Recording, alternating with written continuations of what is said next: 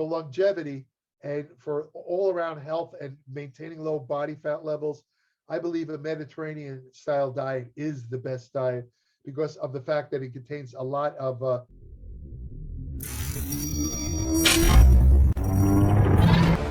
Hello and welcome.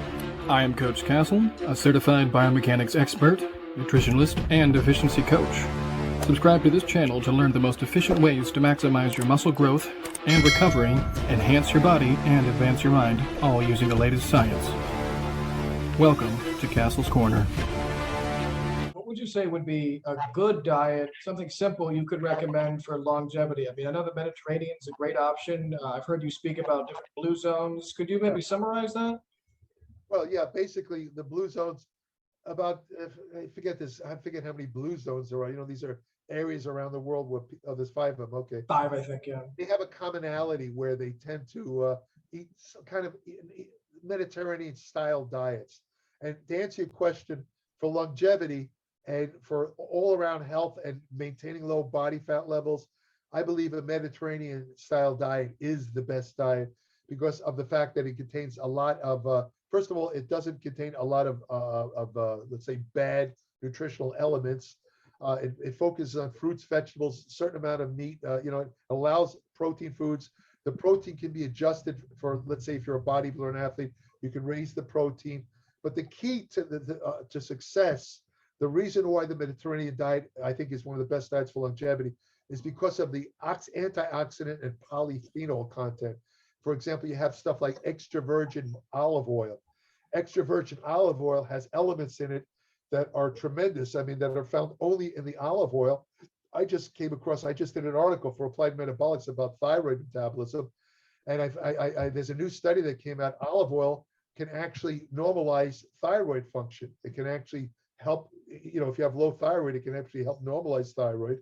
So could other natural substances like ashwagandha herb, there's other things. But the point being that let's say extra virgin olive oil, it's mostly monounsaturated fats, which is fairly healthy fat. It's not an essential fat, but the main monounsaturated fat found in extra virgin olive oil, called oleic acid, stimulates a substance called sirtuin-1 or SIRT1, which is a cell protector associated with longevity.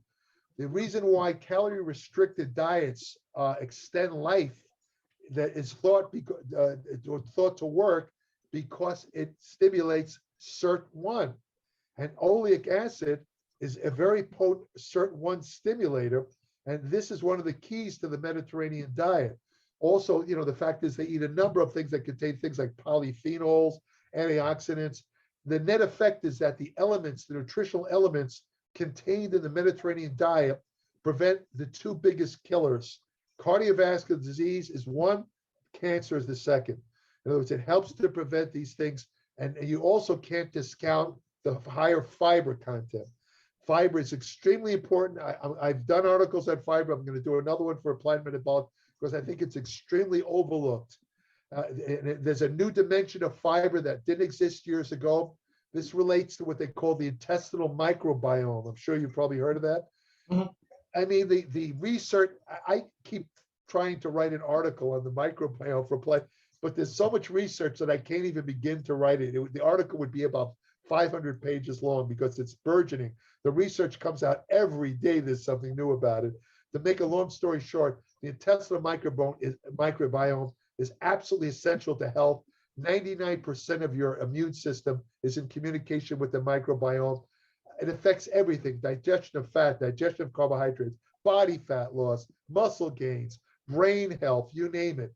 And the way to keep your intestinal microbiome healthy is to avoid refined carbohydrates, junk fat, and also to eat plenty of fiber.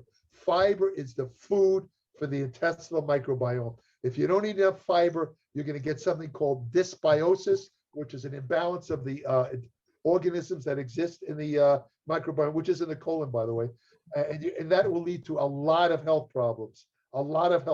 So you can't overlook fiber, and the Mediterranean diet, that's one of the key features. It has a lot of fiber. That's an important aspect. Now, when it comes to fiber, I know a lot of people aren't too crazy about eating it. Would you mind recommending a particular supplement of fiber? Is there a best kind per se, or would you recommend fruits and vegetables? Fruits and vegetables are your best option because they're natural and this and that. But if you don't want to eat a lot of fruits and vegetables, and you still want to get at least 30 grams of fiber is the minimum recommended amount. I personally think 60 grams and up is more optimal. There is a side effect. I'll talk about that in a second. But well, the first one is gas. You're going to get gas because again, fiber is indigestible carbohydrate. When your bacteria work on them, they kind of produce gas. So you get gas, there's flatulence and all that stuff. But the thing about the supplemental fiber, what I recommend is something called psyllium seed. And there's also something called hydrolyzed guar gum. Guar gum is found naturally in beans. Beans are healthy because they contain soluble fiber. Soluble fiber is the type of fiber that will lower your excess blood lipids like cholesterol, help to prevent cardiovascular disease, right? Another one is, I think they sell something called apple fiber, which contains pectin, which is another soluble fiber, very, very good. I myself take supplemental fiber because, quite frankly, for two reasons: to feed my intestinal microbiome. Second, I don't eat a lot of fruits and vegetables. I just don't have a taste for them.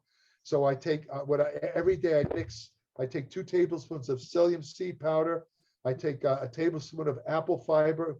And I take I take a scoop of a hydrolyzed guar gum. That combination gives me something like 35 grams of fiber in one shot. Now I've been using this for years. If somebody tried to duplicate what I do right off the bat, they're going to get tremendous flatulence. So they're going to be farting all over the place. Your body has to get used to it. The bad negative effect about a high fiber diet is that you're going to be going to the bathroom a lot. High fiber diets. The people who was in Africa. I remember reading the indigenous people were eating huge amounts of fiber, 100 to 150 grams a day. They had to go to the defecated 15 times, up to 15 times a day or more. So you're going to go. So that's the bad part. You're going to be going to the toilet a lot. If you eat a lot. In your case, in my case, we can write articles and do research while we're in there. To me though, in my mind, that's a small price to pay. That's only going to happen if you eat more than, let's say, 70 grams a day of fiber. If you eat like up to 50 grams, it's just going to be normal. You're not going to have any real problem. But that to me, is a small price to pay if it's helping the intestinal microbiome, because that is so important. That is, oh my God, that I can't even put into words how important that is. In this era of COVID-19 where everybody's worried about their immune system.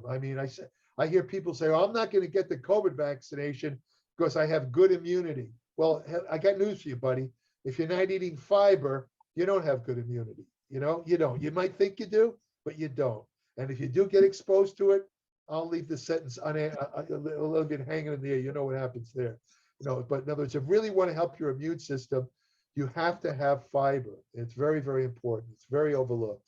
It's at this point, I'm going to actually plug you again and just recommend everybody, please subscribe to appliedmetabolics.com. It's a great, great resource. Really.